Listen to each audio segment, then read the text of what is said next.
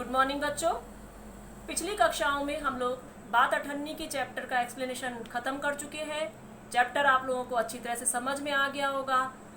लेखक द्वारा समाज के ऊपर किया गया व्यंग, लेखक द्वारा दिया गया संदेश और कहानी का उद्देश्य आप लोग अच्छी तरह से समझ गए होंगे।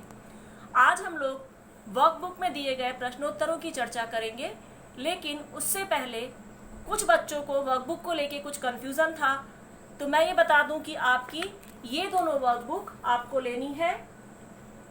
सनबीम पब्लिकेशन की है और आपको कंचन बत्रा इनकी राइटर है।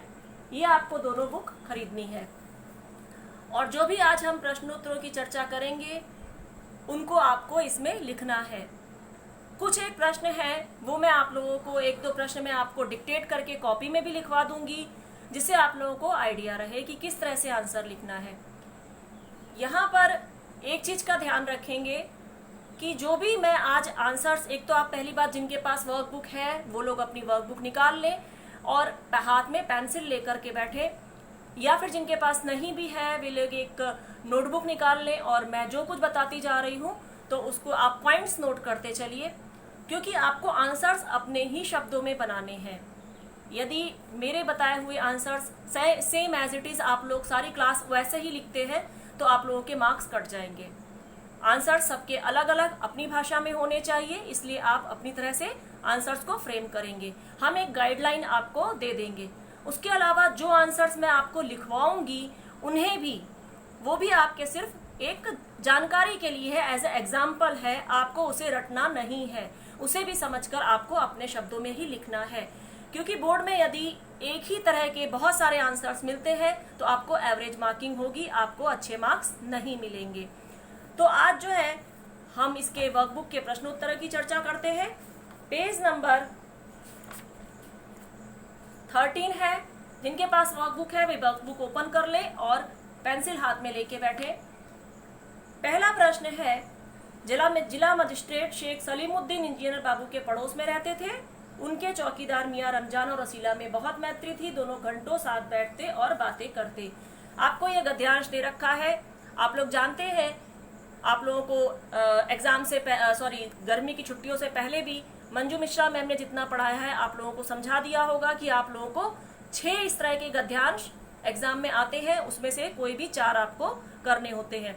3 गद्य के होते हैं और 3 पद्य के होते हैं। उसमें से कोई भी 4 आपको करने होते हैं। तो ये जो है, इसमें जो पहला प्रश्न दे रखा है, रसीला कौन है, उसने अपने मालिक से वेतन के विषय में क्या बात की। तो जहां पर कौन है आ रहा है, इसका मतलब है परिचय। कौन है पूछा है या फिर आपको पूछा है कि रसीला का परिचय दीजिए। तो जब आपको परिचय देना है, परिचय में आप कभी भी सब हेडिंग डालकर नहीं लिखेंगे, आपको पैराग्राफ के रूप में ही लिखना है।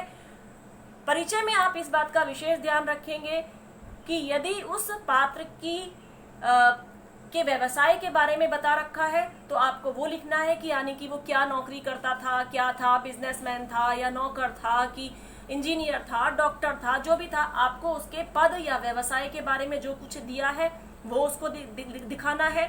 दूसरा, आपको अगली लाइन में यदि उसकी उम्र बता रखी है आपको पाठ में, तो आपको उम्र लिखनी है। और यदि वेशभूषा बता रखी है कि वो किस तरह के कपड़े पहनता था, उसकी कद काठी कैसी थी, कि वो लंबा था, मोटा था, नाटा था, अगर उसकी कद काठी बता रखी है तो आपको उसे वो भी बताना है। उसके बाद ये तो आपके हो गए। अगर नहीं दे रखा है तो बात ही अलग है। जैसे यहाँ पर रसीला की कोई उम्र नहीं दे रखी है, रसीला कैसा था, उसका पर्सनैलिटी कैसी थी, मतलब वो लंबा था, मोटा था, उसका फिजिक कैसा था, ये नहीं दे रखा है तो हम नहीं लिखेंगे। तो आपको जितना रसीला के विषय में हमको व्यवसाय दे रखा है, उसका पद दे रखा है, वो हम लिखेंगे। उसके बाद उसके जो चरित्र के जो विशेषताएं हैं उन्हें आपको लिखना है, और उन्हें आपको पॉइंट वाइज नहीं लिखना है, डिटेल में आपको एलॉबरेट करके नहीं लिखना है, सब हेडिंग डाल करके नहीं लिखना है। परिचय या फिर कौन है पूछा गया है तब आपको जो है उसे पैराग्राफ के रूप में ही लिखना है। तो आपको ये ध्यान रखना है कि परिचय में आपको उसका व्यवसाय, पद, उम्र, कदकाठी, उसका पहनावा वगैरह अगर दे रखा है तो वो लिखना है, और अगर ये नहीं दे रखा है, जितना दे रखा है लिखना है। उसके अलावा फिर उसकी विशेषताएं चरित्र की लिखनी है, कुछ 1-2 लाइन में। लेकिन यदि आपसे चरित्र चित्रण पूछा गया है चरित्र चित्रण हमेशा आप सब हेडिंग डाल के उसके एक एक पॉइंट्स को लिखेंगे और उसको आप थोड़ा सा एलाबोरेट करेंगे। तो ये फर्क पड़ता है परिचय में और चरित्र चित्रण में, ठीक है। यदि आप चरित्र चित्रण में सब हेडिंग डाल करके नहीं लिखते हैं, डायरेक्ट पैराग्राफ में लिखते हैं, तो आप मान के चलिए कि जितने मार्क्स का क्वेश्चन है उसके आपको हाफ मार्क्स आंख बंद करके दिए जाएंगे। यदि आपका आंसर सही है, पूरा सही है, तो गलत है तो बात ही अलग है। लेकिन अगर आपका आंसर सही भी है और आपने पैराग्राफ में चरित्र चित्रण को लिख दिया है बिना उसकी सब हेडिंग डाले हुए, तो आपको एवरेज मार्किंग होती है और आपके मार्क्स ऑलमोस्ट हाफ हो जाते हैं। तो इन दोनों बातों का ध्यान रखना है कि परिचय में आपको पैराग्राफ में लिखना है और चरित्र चित्रण में आपको सब हेडिंग डाल के लिखना है। अब यहाँ पर पूछा गया है कि रसीला कौन है, तो हम सिंपल लिख देंगे कि रसीला बाबू जगत सिंह क्या, इंजीनियर बाबू जगत सिंह क्या नौकर था, ठीक है। वह उसकी उम्र और वो सब तो लिखा नहीं है। वह गरीब व्यक्ति था, हम ये जानते हैं कि वह गरीब था, वह गरीब था। उसके आगे फिर हम उसके चरित्र की विशेषताएं लिखेंगे। अब क्योंकि इस प्रश्न में 2 प्रश्न है तो हमको उन्हें डिवाइड करना है, तो हम कैसे लिखेंगे कि वह गरीब था किंतु ईमानदार था, वह एक संवेदनशील व्यक्ति था, है ना, और वह थोड़ा सा कायर भी व्यक्ति था, जरा सी बात में वह घबरा जाता था, और एहसान फरामोश नहीं था, मतलब हम कह सकते हैं कि वह एहसान को मानने वाला था, कृतज्ञ व्यक्ति था। रमजान द्वारा की हुई हेल्प मदद का उसने हमेशा अपने मन में ध्यान रखा था। इस तरह से हम छोटा सा 2-3 लाइन में, क्योंकि 2 क्वेश्चन पूछे हैं इसलिए आप सिर्फ 2-3 लाइन में इसका आंसर लिखेंगे और पीछे वाले आंसर को भी हमको लिखना है। टोटल आपका आंसर 5 से 6 लाइन से ज्यादा का नहीं होना है। 3 मार्क्स का है अगर, तो आपका 6 से 7 लाइन का होना है। तो ये 2 क्वेश्चंस इसमें मिले हुए हैं तो दोनों में ऑलमोस्ट 3-3 लाइन चली जाएंगी। लाइन का मतलब है आपके नोटबुक की लाइन से मतलब नहीं है, एक फुल स्टॉप आना मतलब 1 लाइन माना जाता है। उसके बाद दूसरा क्वेश्चन है, उसने अपने मालिक से वेतन के विषय में क्या बात की। तो उसका परिवार बड़ा होने के कारण उसका खर्चा उसका गुजारा अपनी वेतन में नहीं चल पाता था, इसलिए उसने अपने मालिक से वेतन को बढ़ाने की बात की, ठीक है। इस तरह से आप अपने शब्दों में लिखेंगे। वेतन न बढ़ाने पर भी रसीला इंजीनियर साहब की नौकरी क्यों नहीं छोड़ना चाहता था, ये मैं आपको एक्स्ट्रा क्वेश्चन जब मैंने आपको दिए थे कॉपी में, ये आप लिख ही चुके हैं आंसर। नेक्स्ट है, रसीला ने जब मालिक से वेतन के विषय में बात की तो मालिक ने क्या जवाब दिया, और उनका जवाब उनके चरित्र के विषय में क्या बताता है। क्या जवाब दिया ये आपको बुक से पता ही चल रहा है कि मैं 1 रुपया भी नहीं बढ़ाऊंगा, यदि तुम्हें कहीं ज्यादा मिलता है तो तुम चले जाओ।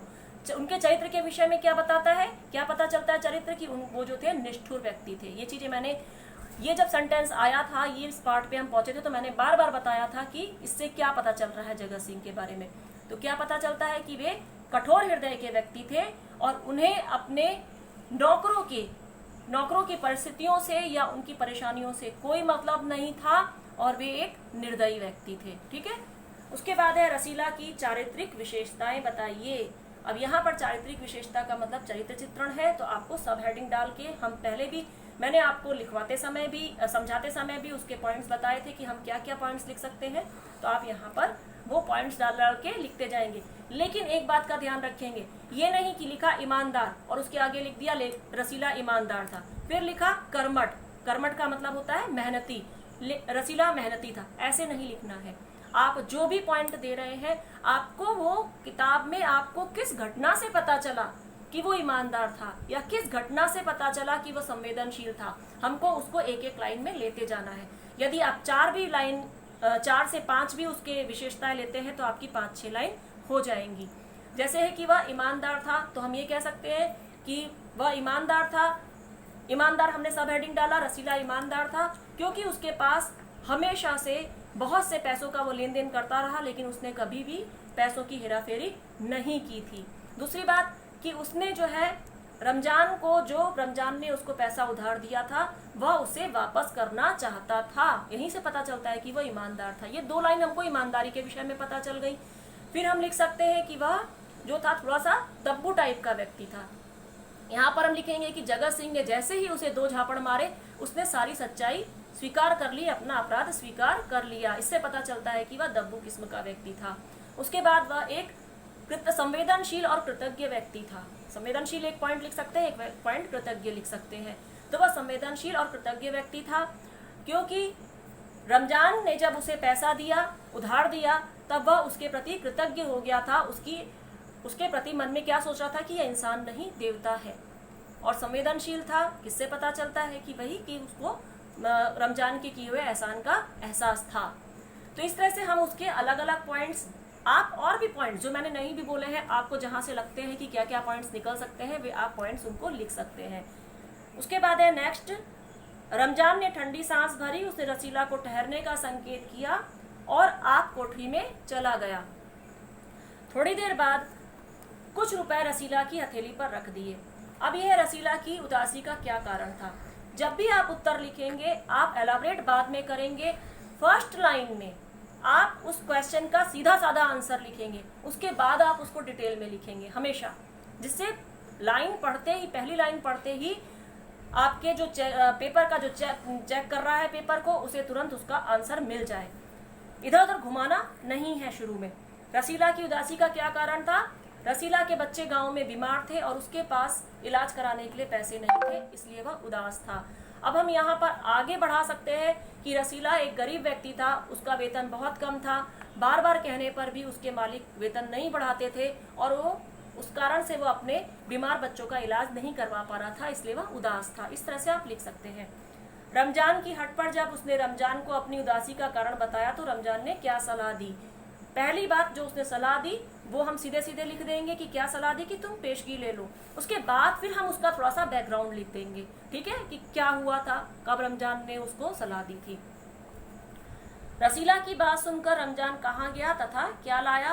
कहाँ गया था? घर के भीतर गया था। क्या लाया था? कुछ पैसे लेकर के आया था। सीधे से एक लाइन में बन जाता है। रसीला की बात सुनकर रमजान घर के भीतर गया और कुछ पैसे लेकर के आया। तथा रसीला क्या सोचने लगा? ये भी आपको बुक में से आंसर मिल जाएगा कि रसीला ने उसके बारे में क्या सोचा कि ये इंसान नहीं देवता है और मेरे मालिक के यहाँ मैं इतने सालों से काम कर रहा हूँ, वो सब जो है वो चीजें हम लिखेंगे। पैसे न मांगने पर भी रसीला रमजान के सामने आंख क्यों नहीं उठा पाता था? पहली लाइन आ जाएगी क्योंकि वह स्वयं को लज्जित महसूस करता था। उसके बाद हम लिखेंगे कि वो क्यों अपने आप को लज्जित महसूस करता था। तो यहाँ पर क्या आ जाएगा कि जब जरूरत पड़ी तो रमजान ने उसे बिना मांगे ही उधार दे दिया था। वह बार बार कोशिश करने के बाद भी उससे बाकी के बच्चे पैसे नहीं चुका पा रहा था। वह एक आत्मसम्मानी या कृतज्ञ व्यक्ति था, ठीक है। तो वो इसलिए जो है स्वयं में लज्जित महसूस कर रहा था, वह ईमानदार था। मतलब आप इस तरह से कुछ भी पॉइंट्स लेके उस चीज को बताना है कि वो क्यों लज्जित महसूस कर रहा था। रसीला समझ गया कि भीतर रिश्वत ली जा रही है। सोचने लगा रुपया कमाने का यह कितना आसान तरीका है। मैं सारा दिन मजदूरी करता हूँ, महीने भर बाद 10 रुपए हाथ आते हैं। इसका क्या होगा? इतनी सी रकम से क्या तात्पर्य है? रकम किसको किस लिए दी जा रही है? इतनी सी रकम का क्या तात्पर्य है? 500 रुपए, जो रकम एक व्यक्ति किसको दे रहा था? जगत सिंह को दे रहा था। जगत सिंह को जो एक व्यक्ति, उसका जो ग्राहक था, वो उसको रिश्वत में 500 रुपए दे रहा था। इतनी सी रकम का अर्थ है कि वहां पर थोड़ी सी रकम, जगत सिंह उसको थोड़ी सी रकम मान रहे थे।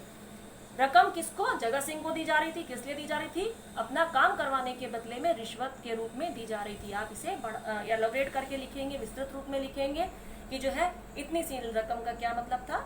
वो जगत सिंह अपने पद के अनुरूप 500 रुपए को छोटी रकम मान रहा था। आप मेरा अपमान कर रहे हैं से क्या तात्पर्य है? यहाँ पे क्या आएगा कि जगत सिंह अपमान कर रहे हैं से क्या तात्पर्य है? इससे तात्पर्य यह है कि जगत सिंह का मानना था कि उसके पद के अनुरूप वह रकम बहुत छोटी है। पहले तो हम ये लिख देंगे, उसके बाद फिर आगे करेंगे कि इससे क्या तात्पर्य है। जो है जगत सिंह किसी व्यक्ति से रिश्वत ले रहे थे और वह 500 रुपए को अपने पद के हिसाब से बहुत कम मान रहे थे, और उनका मानना था कि जो उनकी प्रतिष्ठा है उस हिसाब से वह 500 रुपए कोई मायने नहीं रखती है, ठीक है। उसके बाद है ये शब्द कहकर इंजीनियर बाबू क्या सिद्ध करना चाहते थे? क्या सिद्ध करना चाहते थे कि उनकी प्रतिष्ठा और पद बहुत बड़ा है, 500 रुपए जैसी रकम उनके लिए तुच्छ है, उनके लिए कोई महत्व नहीं रखती है, उनकी हैसियत 500 रुपए से कहीं बहुत अधिक है। इस वार्तालाप को किसने सुना तथा वह क्या समझ गया? किसने सुना था? रसीला ने सुना था और क्या समझ गया था कि रिश्वत ली जा रही है। इसको आप थोड़ा सा विस्तार से लिख देंगे। श्रोता क्या सोचने लगा तथा बाहर आकर ये बात उसने किसे बताई? क्या सोचने लगा आपको बुक में मिल जाएगा कि क्या सोचने लगा कि मेरे हाथ से कितनी रकम निकल गई, वो सारी बातें आप लिखेंगे। और उसने किसको बताई? ये बातें उसने रमजान को बताई। सिर्फ एक लाइन में नहीं लिखेंगे रमजान को बताई, थोड़ा सा बढ़ा के लिखेंगे कि बाहर आया, रमजान उसको मिला, उसने वो चीजें जो है रमजान को बताई, इस तरह से। आज भी एक शिकार फंसा है, 1,000 रुपए से कम में तय न होगा, भैया गुनाह का फल मिलेगा या नहीं। ये जो है प्रश्न हम एक्स्ट्रा क्वेश्चन में कर चुके हैं, ठीक है, तो इसलिए मैं अभी इसको नहीं बता रही हूँ। फिर प्रस्तुत कहानी के आधार पर रमजान का चरित्र चित्रण कीजिए। यहाँ पर हमको चरित्र चित्रण में फिर से मैंने बताया कि हमको सब हेडिंग डाल के लिखना है। चरित्र चित्रण में क्या क्या बातें आ जाएंगी रमजान की, कि वो एक संवेदनशील व्यक्ति था, अपने दोस्त को उदास देखकर उसने हट करके उसके विषय में उसकी उदासी का कारण जानना चाहा। दूसरा, वो सच्चा दोस्त था, ठीक है, क्योंकि उसने खुद भी गरीब होते हुए भी जितना बन पड़ा उसने रमजान की उसने रसीला की मदद की। तीसरा, वह न्यायप्रिय व्यक्ति था, या वह एक जो है उसको जो है गलत चीज को सहन नहीं हो रहा था। जब रसीला को 6 माह की कैद हुई तो उसे बहुत ज्यादा क्रोध आया, ठीक है, वो गलत बात को स्वीकार नहीं कर पा रहा था। तो इस तरह से आज हमने 4 क्वेश्चंस को डिस्कस कर लिया है। बाकी के बचे हुए क्वेश्चंस जो हैं उनको हम अगली कक्षा में डिस्कस करेंगे, और उसके बाद मैं आप लोगों को 1-2 क्वेश्चन जो हैं वो लिखवा भी दूंगी, और तब ये हमारा चैप्टर खत्म हो जाएगा।